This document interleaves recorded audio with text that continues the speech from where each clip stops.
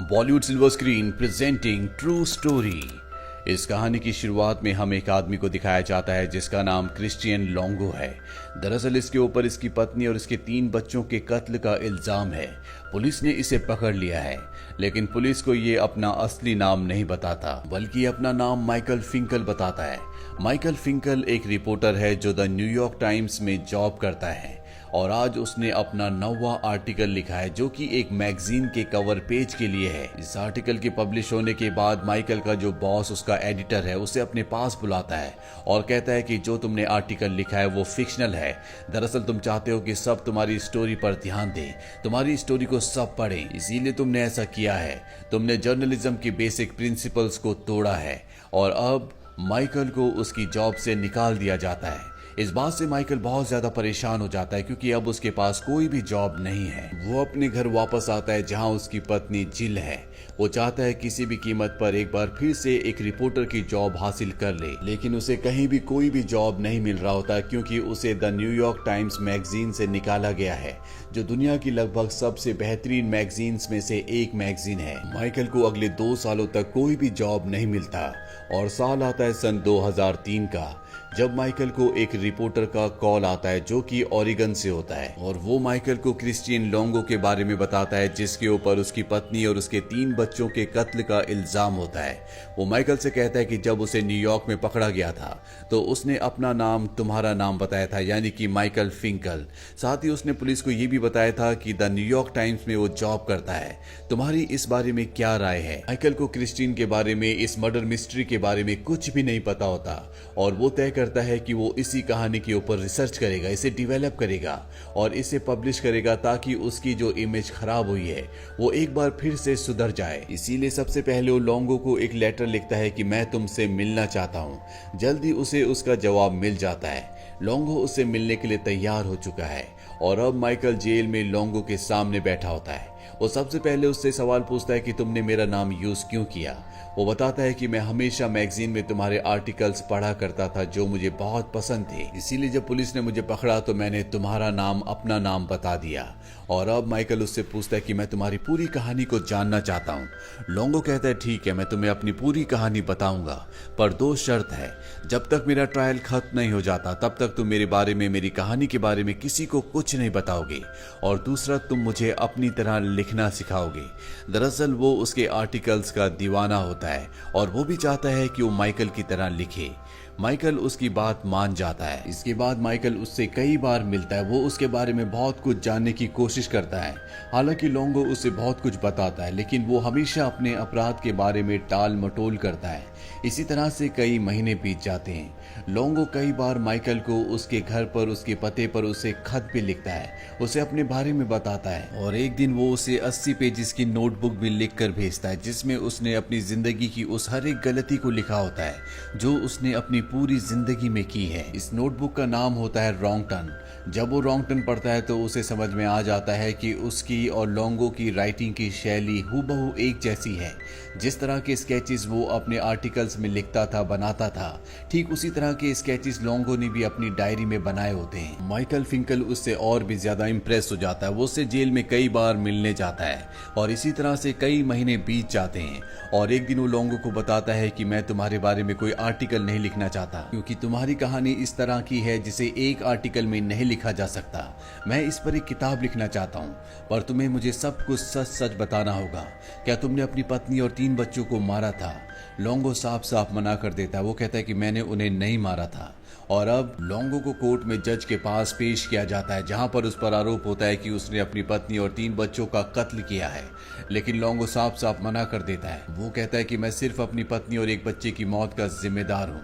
इसके बाद लोंगो को जेल वापस लाया जाता है और जब ये बात माइकल को पता चलती है तो वो गुस्से से आग बबूला हो जाता है क्योंकि लोंगो ने उसे कहा था कि उसने अपनी पत्नी और बच्चों को नहीं मारा। वो लोंगो के पास आता और कहता है कि तुमने मुझे कहा था कि तुम निर्दोष हो, पर कोर्ट में जज के सामने तुमने कहा कि तुम अपनी पत्नी और एक बच्चे की मौत के जिम्मेदार हो। तुम एक झूठे इंसान हो, मैं तुम्हारी बातों पर विश्वास नहीं करूंगा। लोंगो बड़े प्यार से उसे कहता है कि तुम मेरे एक अच्छे दोस्त हो, मैं किसी को प्रोटेक्ट करने की कोशिश कर रहा हूँ जिनके नाम मैं तुम्हें नहीं बता सकता, और तुम्हें मेरी बातों पर विश्वास करना होगा। माइकल अब पूरी तरह से कंफ्यूज्ड है, उसे नहीं पता कि वो सच बोल रहा है या झूठ बोल रहा है, उसे उसकी बातों पर विश्वास करना चाहिए कि नहीं।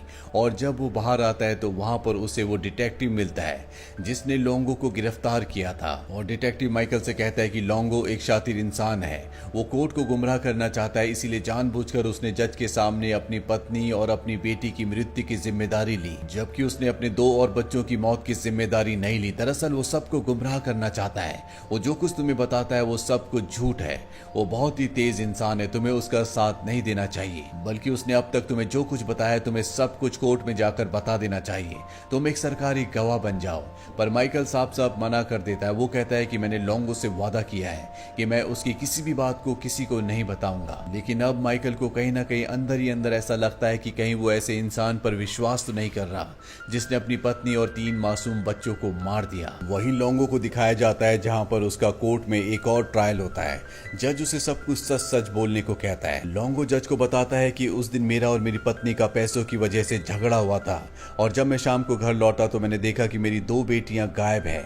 मेरी एक बेटी बेहोश थी और मेरी पत्नी रो रही थी, और जब मैंने अपनी पत्नी से पूछा कि मेरी बच्चियां कहां पर है तो उसने बताया कि मैंने उन्हें पानी में डुबाकर मार दिया।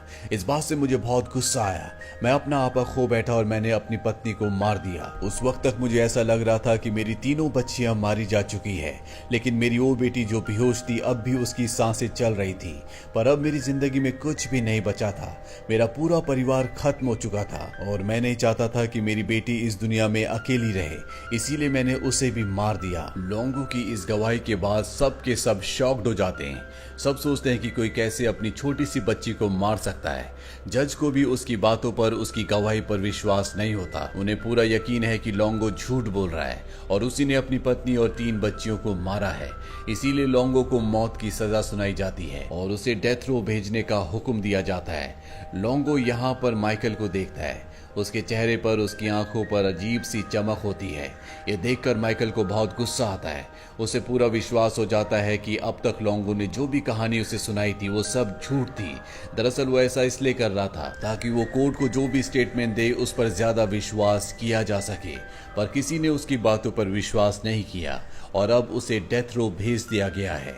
कुछ दिनों बाद माइकल एक बार फिर से लोंगो से डेथ रो मिलने जाता है और उसे कहता है कि तुम झूठे हो, तुमने अपने पूरे परिवार को मारा था। पर यहाँ पर एक बार फिर से लोंगो उससे झूठ कहता है और कहता है कि जब मैं अपने घर पहुंचा तो मैंने देखा कि मेरी पत्नी मेरी बेटी को मार रही है। इसके बाद मैं ब्लैकआउट हो गया, मुझे कुछ नहीं पता चला कि क्या हुआ। पर अब माइकल उसकी बातों पर विश्वास नहीं करता और कहता है कि तुम झूठ बोलते हो, तुम ही मर्डर हो, तुमने अपने पूरे परिवार को मारा है। अब मैं तुम्हारी किसी बात पर विश्वास नहीं करूंगा। लोंगो से कहता है कि तुम में और मुझ में कोई फर्क नहीं है। तुम अपनी किताब पूरी करने के लिए एक ऐसे आदमी से बात कर रहे हो जिसने अपने पूरे परिवार को मारा है, क्योंकि तुम अपने करियर को बचाना चाहते हो, ठीक उसी तरह जिस तरह से मैं अपने आप को बचाना चाहता हूँ। ये सारी बातें सुनने के बाद एक पल के लिए माइकल स्तब्ध हो जाता है, क्योंकि कहीं ना कहीं ये सच होता है, और इसके बाद वो यहाँ से चला जाता है। अब उसकी बुक कंप्लीट हो चुकी है जिसका नाम वो रखता है ट्रू स्टोरी, और जब वो बुक का पहला पेज सबको पढ़कर बताता है तो ये लोंगो के बारे में होता है, जिसमें उसने लिखा होता है कि लोंगो पर उसे बहुत गुस्सा आता था और इंसान गुस्सा उसी पर करता है जिसकी वो केयर करता है। हालांकि लोंगो मुझे हमेशा से बेवकूफ बना रहा था, लेकिन उसकी कहानी ने मेरी जिंदगी को एक मोड़ दिया। उसकी बातों से मेरी जिंदगी में बहुत प्रभाव पड़ा। वो मेरी जिंदगी में एक तूफान लेकर आया जिस तूफान में मैं बच गया। अब वो अपनी किताब पढ़ना बंद करता है और तभी वहां पर बहुत सारे लोग और रिपोर्टर होते हैं जो उससे सवाल करते हैं, और तभी वहां पर उसे लोंगो भी दिखता है जो कि उसका भ्रम होता है। लोंगो से कहता है कि मैंने अपनी आजादी को खोया है, लेकिन तुमने भी कुछ ना कुछ खोया होगा। माइकल उसकी इस बात का कोई भी जवाब नहीं दे पाता। इस बात के कुछ सालों बाद दिखाया जाता है कि लोंगो अपने गुनाह को कबूल कर लेता है। वो एक्सेप्ट कर लेता है कि उसने अपने पूरे परिवार को मारा था। वहीं माइकल लोंगो की वजह से एक कामयाब राइटर तो बन चुका है, लेकिन वो कभी भी द न्यूयॉर्क टाइम्स के लिए दोबारा नहीं लिख पाया। वहीं लोंगो ने जेल से कई आर्टिकल्स लिखे जो कई पब्लिकेशंस में छपे, यहाँ तक कि द टाइम्स में भी। इस कहानी के अंत में बताया जाता है कि माइकल हालांकि लोंगो से नफरत करता था, लेकिन हर महीने की पहले संडे को वो हमेशा लोंगो से बात किया करता था। और इसी के साथ ये कहानी, जो कि एक सच्ची कहानी है, यहीं पर खत्म हो जाती है। ये फिल्म ईयर 2015 में रिलीज हुई थी। IMDb पर इस फिल्म की रेटिंग है 7.3। उम्मीद करते हैं कि ये कहानी आपको पसंद आई होगी।